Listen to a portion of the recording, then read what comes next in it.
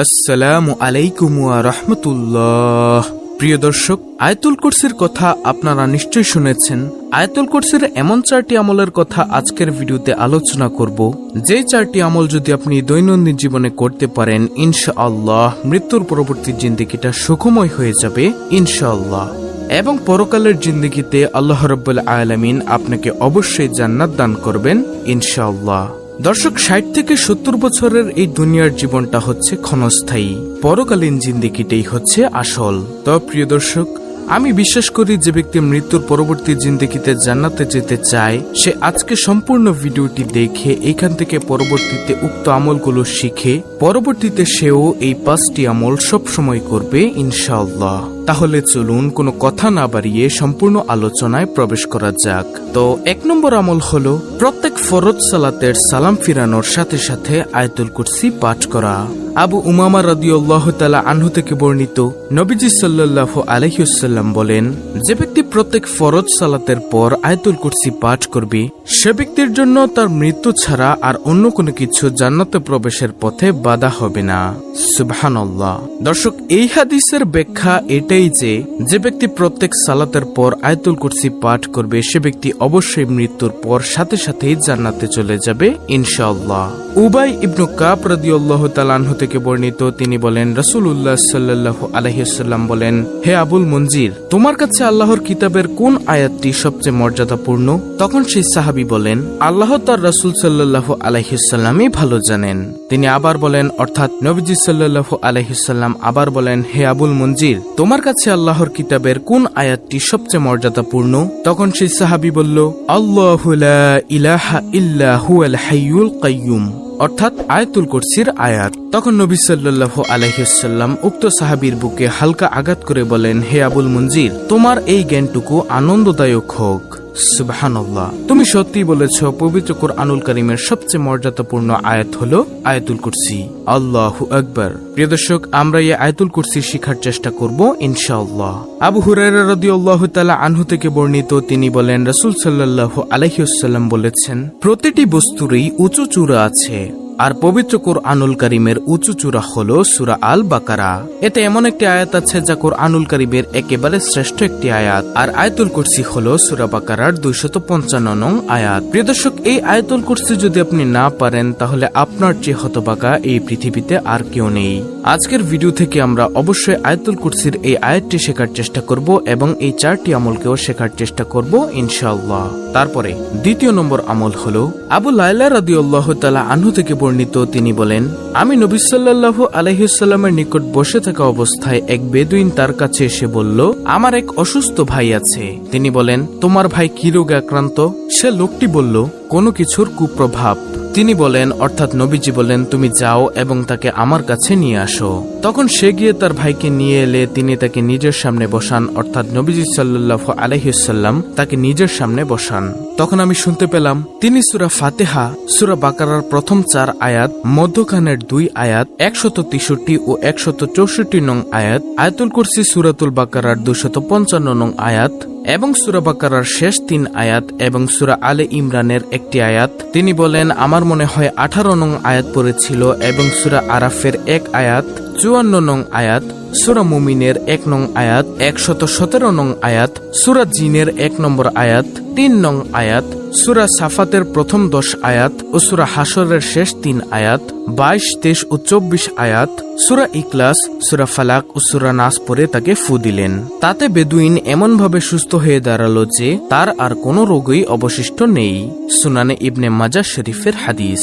প্রিয় দর্শক, আপনাদের মধ্যেও যদি কারো শরীরে কোনো কিছুর কুপ্রভাব থেকে থাকে, তাহলে উক্ত আমলটি করবেন ইনশাআল্লাহ। আল্লাহ তাআলা আপনাকে অবশ্যই এর উত্তম যাজাখায়ের কল্যাণ দান করবেন। 3 নম্বর আমল হলো, আপনি যদি কোথাও গমনের উদ্দেশ্যে বাড়ি থেকে বের হন, অর্থাৎ কোথাও যাবেন, এমন সময় বাড়ি থেকে বের হওয়ার সময় যদি আয়াতুল কুরসি পড়ে আপনার শরীরটাকে মাসাহ করেন, মাসাহ করে বাড়ি থেকে বের হন, আল্লাহ রাব্বুল আলামিনের হাজারো ফেরেশতা আপনাকে পাহারা দিবে, যাতে করে দুনিয়ার সকল বালা মুসিবত থেকে আপনি বেঁচে যান ইনশাআল্লাহ। আল্লাহু আকবার। তারপরে চতুর্থ নম্বর আমল হলো আয়াতুল কুরসি পরে ঘুমিয়ে যাবার আমল। নবীজি সাল্লাল্লাহু আলাইহি ওয়াসাল্লাম তার সাহাবী আবু হুরায়রা রাদিয়াল্লাহু তাআলা আনহুকে কাজ দিলেন যে সদগার মাল পাহারা দেওয়ার জন্য। তখন সেই সাহাবী আবু হুরায়রা রাদিয়াল্লাহু তাআলা আনহু সেই মালগুলো পাহারা দিচ্ছেন। এমন সময় তিনি দেখলেন একজন লোক চুপি চুপি এসে সেইখান থেকে খেজুর অথবা অন্য কিছু চুরি করে নিয়ে যাচ্ছেন। তখন আবু হুরায়রা রাদিয়াল্লাহু তাআলা আনহু সেই চোরের হাত ধরে বলল, আমি তোমাকে নবীজির দরবারে নিয়ে যাব, তোমার বিচার করা হবে। তখন ওই চোর কান্না করা শুরু করলো। সে অভাবের কথা বলল যে আমার ঘরে অনেক অভাব, তুমি আমাকে ছেড়ে দাও, আমি আর জীবনেও চুরি করব না। নবীজির সাহাবীদের তো ছিল অনেক মায়া। নবীজির সাহাবী আবু হুরায়রা রাদিয়াল্লাহু তাআলা আনহু সেই চোরকে মায়া করে ছেড়ে দিলেন। নবীজি সাল্লাল্লাহু আলাইহি ওয়াসাল্লামের দরবারে পরের দিন যাওয়ার পর নবীজি তাকে জিজ্ঞাসা করলো, ও আবু হুরায়রা, গতকাল রাতে তোমার কাছে একজন চোর গিয়েছিল, তুমি তাকে কি করেছো? নবীজির সাহাবী বলল, হে নবী, আমার অত্যন্ত মায়া হয়েছিল তার প্রতি, কারণ সে অভাবের কথা বলেছে, কান্না করে দিয়েছে, তাই আমি তাকে ছেড়ে দিয়েছি। নবীজি বলেন, সে মিথ্যা বলেছে, দেখবে সে আবার আসবে। পরের দিন সেই সাহাবী আবার পাহারা দিচ্ছে। এমন সময় দেখলো আবার সেই চোর আসলো। তখন নবীজির কথা মতোই সেই চোরকে নবীজির সাহাবী ধরে ফেললো, বলল, আর আমি তোমাকে ছাড়বো না, কারণ তুমি ওয়াদা ভঙ্গ করেছো, তোমাকে আমি নবীজির দরবারে নিয়ে যাব। তখন সেই চোর বলল, আমি আর জীবনেও আসবো না, আপনি আমাকে ছেড়ে দিন। আমি বললাম তো, আমি আর জীবনেও আসবো না। আরে ভাই, আমার অনেক অভাব, এজন্যই আমার আসতে হয়। তখন নবীজির সাহাবী তাকে আবার ছেড়ে দিলেন। পরের দিন নবীজির দরবারে গেলে নবীজি জিজ্ঞাসা করলেন, ও আবু হুরায়রা, তুমি গত রাতের চোরকে কি করেছো? তখন নবীজির সাহাবী বলল, আমি তাকে আবারও ছেড়ে দিয়েছি, সে অভাবের কথা বলেছে, তাই মায়া হয়েছে, আমি তাকে ধরে রাখতে পারিনি, মায়ার কারণে আমি তাকে ছেড়ে দিয়েছি। নবীজি সাল্লাল্লাহু আলাইহি ওয়াসাল্লাম বলেন, ও আবু হুরায়রা, সে আজকে রাতে আবার আসবে। তখন নবীজির সাহাবী খেপে গেলেন এবং বললেন, কি, আমি তাকে 2-3 ছেড়ে দিলাম, তারপরও সে আবার আসবে? আমি তাকে আজকে রাতে ধরবই।